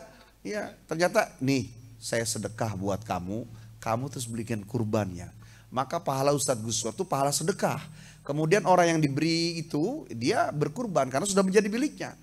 Yang tercatat yang berkurban siapa? Hah? Ya pembeli, dia dapat. Tetapi ada hadis lagi, man sanna sunnatan hasanatan falahu ajrun wa ajru man amila biha bi ghairi ayyan kuso. Siapa yang mengamalkan sebuah amalan baik, maka baginya pahala, dan orang yang mengikutinya mendapatkan pahala tanpa mengurangi pahala orang membeli. Jadi pahalanya 2, dapat juga pahala sedekah, yang kedua pahala berkurban. Mana kurbannya? Iya. Begitu contohnya. Jadi kalau begitu orang tua bagusan anaknya aja Pak. Jadi dapat sedekah ke anak, anaknya kurban dapat juga gitu kan? Padahal apa susahnya ya, korban aja semuanya dimasukin. Enggak, ini Rasulullah Rasulullah pernah juga berkurban 1 kambing untuk dirinya juga untuk umatku. Rasulullah pernah. 1 Nah, kambing. dalil ini dipakai buat sama orang yang memang susah. Ya. Gitu. Yang ketemu nasi juga susah. Jangan dipakai dalil sama yang memang kita tiap hari makan. Yang kita tiap hari ketemu nasi makan, kurbanlah 1 gitu. Nah, dalil tadi dipakai buat orang yang susah. Udahlah, udah berusaha, berjuang, ngumpulin, nggak kumpul juga. Ya udahlah, nggak kebeli. Rumah isinya 5, dapatnya cuma 1, ya sudah diniatkan untuk keluarganya semua. Maka 1 nama yang keluar, keluarga Ustadz Supri, semuanya include. Sebutin, bismillah ini kurban untuk keluarga Ustadz Supri, bismillahirrahmanirrahim, crack langsung gitu. Nah ini juga sekaligus menyampaikan kepada seluruh jamaah Zumia yang ada dimanapun ya, bahwa di sini juga mengadakan penyelenggaraan penerimaan juga penyaluran yang insya Allah tanggal berapa? 30 hari Jumat juga kita mengadakan pemotongan dan segala macam, kepanitiaannya insya Allah profesional. Bahkan kita juga manggil juga yang motong juga Ustadz Bucep, seorang profesional.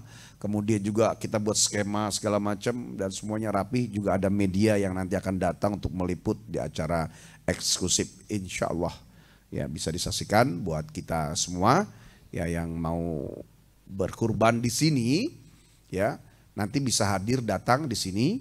Kemudian juga sebagai syiar untuk menyaksikan hewan kurbannya, karena afdalnya memang yang berkurban datang, bukan untuk sekedar melihat sapinya dipotong. Yang mahal adalah ketika namanya disebut, ya, kemudian hewan kurban ini menangis, kemudian dipotong, ya, maka hewan itu akan bahagia. Dia menjadi sesembelian orang yang soleh yang mencintai Masya Allah Allah. Subhanahu Wa Taala. Gitu. Itu saya cukup. Baik, saya kira waktunya sudah cukup malam. Ya, di akhir ini saya ingin cerita aja Pak. Ini adalah motivasi, salah satu motivasi untuk berkurban. Jadi ada orang dari kampung bawa sapi nih Kimo. Datang ke seorang kiai, dia bilang, Kiai, saya mau kurban sapi. Nah kiainya menjelaskan, oh ya baik Pak. Untuk dijelaskan bahwa kalau sapi ini untuk 7 orang ya Pak ya gitu. Nah terus dia bilang, saya ada satu lagi Pak, balita nih Kiai. Boleh nggak? Wah nggak bisa nih cuma untuk 7 orang. Ini kan balita Kiai. Naik angkot aja bisa dipangku, masa kurban? Enggak gitu kira-kira kan. Kiainya ngotot, nggak bisa. Saking kesel nggak jadi dia. Dibawa gitu pulang. Di tengah jalan ketemu lagi sama kiai yang lain. Oke. Tanya, ngapain bang itu bawa ini sapi? Ini mau kurban. Lah itu ngapain ditenteng-tenteng? Iya tadi dari sono, nggak boleh saya katanya. Katanya cuma untuk 7 orang. Padahal kan saya punya anak balita atu nih. Masa nggak boleh sih ngikut? Nah terus jelasin sama kiainya begini. Oh gitu ya Pak ya. Gini Pak. Nanti di akhirat ini ya sapi yang Bapak kurbankan ini kan akan jadi tunggangan Pak. Nah yang dewasa gampang naik Pak. Kalau yang balita itu kecil susah Pak naik. Jadi supaya dia bisa naik Pak harus ada undakannya. Maksudnya apa? Beli aja dulu 1 kambing. Supaya apa? Supaya bisa naik ke kambingnya baru naik ke sapinya. Begitu Pak. Oh begitu jadi harus beli kambing untuk undakan. Iya ya udah kalau gitu saya beli lagi deh kambing 1 tuh. Itulah bagian. Jadi sebenarnya kadang-kadang orang bukan nggak mampu ya Pak ya. Tapi motivasinya. Jadi ketika orang dimotivasi, ya walaupun ceritanya mungkin itu masih Tapi diperdebatkan. itulah begitu, memang harus mengajari orang begitu. Ya, pertanyaannya ada cerita itu benar apa enggak itu doang sebenarnya. Kalau ternyata benar hebat. Nah, karena kita emang harus bisa ya menyampaikan produk agama ini, jangan sampai mentok di kita gara-gara kita nggak ngerti siapa yang kita hadapi. Termasuk cara tadi ya, gara-gara saklek, oh nggak boleh kental dengan produk ini loh hukumnya, kemudian nggak boleh, orang tuh pergi akhirnya. Bahkan bisa jadi orang gara-gara nggak ngerti mengajarkan tentang Islam, akhirnya dia keluar dari Islam atau tidak menerima keimanan gitu loh. Makanya fungsi belajar, fungsinya untuk mengkaji itu tidak hanya sekedar dapat, kemudian juga dia harus menumpahkan. Nah, cara-cara seperti cerita ini sebenarnya kalau sampai terjadi keren itu. Pertanyaannya tadi, bener nggak nih ceritanya gitu loh? Enggak, terkadang itu pertanyaan apa cerita itu bukan bicara masalah benar tidaknya. Kan kayak legenda kan kita nggak nanya. Iya. Tangkuban perahu benar atau enggak gitu. Tapi kemudian kita terpesona dengan ceritanya. Kalau salahnya? Kalau kita yang mendengar nih, kita berharap itu benar. Iya. Karena keren. Masya Allah. Kalau bisa terjadi saat ini bisa ngajar orang, Iya. berapa banyak orang akhir bisa berkurban. Kalau dia buat balita aja ternyata bisa beli sebagai undak-undakan, bagaimana yang sudah segede-gede ini kan gitu. Oke, baik waktu kita sudah lewat sebenarnya tapi nggak apa-apa. Ya, hampir Baik, gitu ya, kita akan tutup seperti biasa Ya, dengan doa. Bapak Ibu Silakan. sekalian yang dirahmati Allah, ujung adalah ketika kita memotong hewan kurban pada hakikatnya adalah, ini harus dicatat, kita memotong sifat kebinatangan yang ada dalam hati dan tubuh kita. Apa saja sifat kebinatangan? Tamak, rakus, kemudian hasut, iri, dengki, sombong, tidak punya hati, tidak punya rasa. Dia sibuk dengan yang penting saya makan, yang penting saya berkembang biak. Nggak ada urusan ke langit nggak peduli, urusan sama manusia nggak ada yang harus dijaga. Sementara dalam Islam sesama manusia bahwa kebebasan kita juga terbatasi oleh kebebasan orang lain. Ya, hablum minallah, hablum minan nas. Maka dengan memotong hewan kurban ini, dengan tema kita malam ini ya, bahwa Nabiullah Ibrahim, bapaknya para nabi, sampai kepada baginda Rasulullah SAW, sangat indah ya ketika kita bisa masuk dalam selaras di semua aspek-aspek agama ya. Udkhulu fis silmi kafah Masuklah kau dalam ajaran Islam secara keseluruhan, universal, secara global. Dan terus bergerak setiap poinnya, selangkah-selangkah, khutbah, fakhutbah, ujungnya akan sampai. Nah, ketika belum sampai, kembali kepada Allah, itu pun adalah uswatun hasanah. Mudah-mudahan Allah berikan kita kekuatan untuk hebat dalam taat, juga rezeki berlimpah untuk semakin kita hebat juga mengurusi kehidupan. Wa'afanna ya karim, astaghfirullahaladzim, falakal hamdu ya ma'bud, Allahumma salli ala sayyidina Muhammadin fil awalin akhirin, wa sallim radillahu tabaraka wa ta'ala kulli sahabati rasulillah ajmain. Bismillahirrahmanirrahim, hamdan rabbil alamin, hamdan syakirin, hamdan na'imin, hamdan wafi ni'amu wa kafi mazidah, walakal hamdu walakal syukru kama yanbaghi li wajhil karim wa li azimi sultanik. Ya Allah, ya Rabbana, terima kasih kau berikan kami kesempatan untuk terus menggaungkan nama-Mu di mulut, di lisan, di telinga, dan di hati kami, ya Allah. Dengan segala dosa yang kami tumpuk-tumpuk, maksiat yang kami lipat-lipat. Ya Allah, ya Rabbana, sebentar lagi masuk kepada hari yang besar. Hari kebanggaan para nabi. Bahkan bapaknya para nabi. Syariatnya yang terus dihidupkan. Sepertinya hanya bicara tentang sapi, kambing. Ada yang lebih hebat dari itu adalah tentang cinta. Cinta kepadamu, ya Allah. Kami yang sering membesarkan cinta kami kepada selain Engkau. Karena sebab kesukaan kami kepada keluarga, kepada anak, pada pasangan, pada harta, pada kendaraan, pangkat, jabatan. Sehingga akhirnya hidup kami penuh dengan ujian, cobaan, musibah, teguran, bahkan mungkin azab. Karena kami lupa membawa serta cinta yang terbesar adalah cinta hanya kepadamu. Ya Allah, ya Rabb, jelang Idul Kurban ini, ya Allah, besarkanlah cinta kami kepadamu dengan hidayah-Mu. Tancapkan kuat-kuat di dalam hati. Dan maafkanlah segala kealfaan, kesalahan kami terlalu hebat mencintai makhluk. Cintanya suami sampai tersekat, berhenti, stuck pada istrinya. Cintanya orang tua, cinta kepada anak, stuck. Cintanya anak kepada seseorang yang dikasih, stuck. Banyak cinta yang terhenti, mutlak, mati di situ. Sampai ucapan kalimat aku mencintaimu sampai mati. Dengan syair, lagu-lagu, dengan puisi dan pantun yang menceritakan tentang cinta kepada makhluk. Bertaburan kalimat-kalimat dan suara itu di muka bumi. Hebat, menyakiti dirimu. Kau cemburu, tapi cemburumu luar biasa. Bagaimanapun cemburunya kau kepada kami, masih kau memberikan nikmat, rezeki, kehidupan, napas, keperluan, semua kebutuhan. Hari ini, malam ini, detik ini, ya Allah, kami ingin kembalikan cinta utama hanya kepadamu. Dan ajarkan kami dalam genggaman hidayah-Mu, ya Allah, sehingga cinta kami kuat kepadamu. Karena sebab cinta yang kuat kepadamu membuat kami mampu mengatur volume irama cinta-cinta kami kepada makhluk-Mu, ya Allah. Ya Allah, ya Rabb, berikanlah cinta-Mu. Dan berikan cinta-cinta orang yang mencintaimu. Dengan mencintai mereka, besar cinta-Mu kepada kami.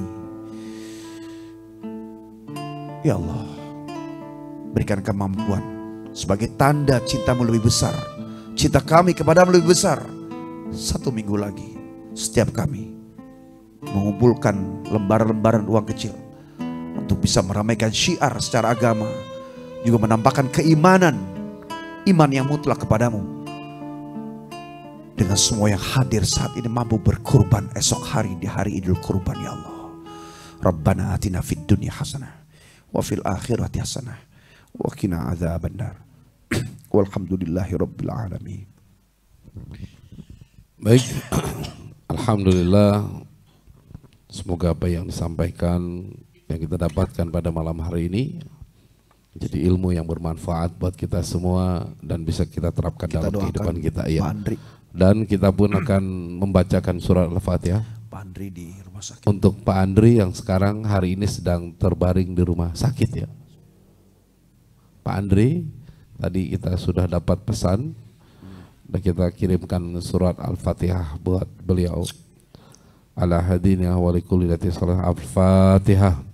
Bismillahirrahmanirrahim. Alhamdulillah rabbil alamin. Rahmanir rahim. Maliki yaumiddin. Iyyaka na'budu wa iyyaka nasta'in. Shiratal mustaqim. Siratal ladzina an'amta 'alaihim ghairil maghdubi 'alaihim waladdallin. Ya Allah. Sehatkan semua. Sehat semua, semoga segera Allah pulihkan kembali sehingga bisa berkumpul kembali dengan kita. Baik, kita akan tutup mari sama-sama, kita tutup dengan doa kafaratul majlis. Subhanakallah bihamdika asyhadu an la ilaha illa anta astaghfiruka wa atubu ilaik.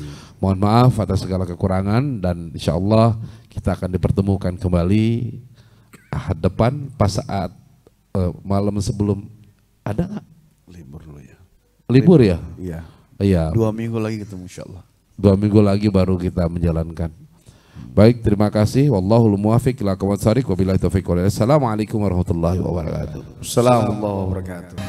Anda telah menyaksikan tausiah virtual bersama 2 Dai Berbagi yang dipersembahkan oleh Jangan kau robek lagi.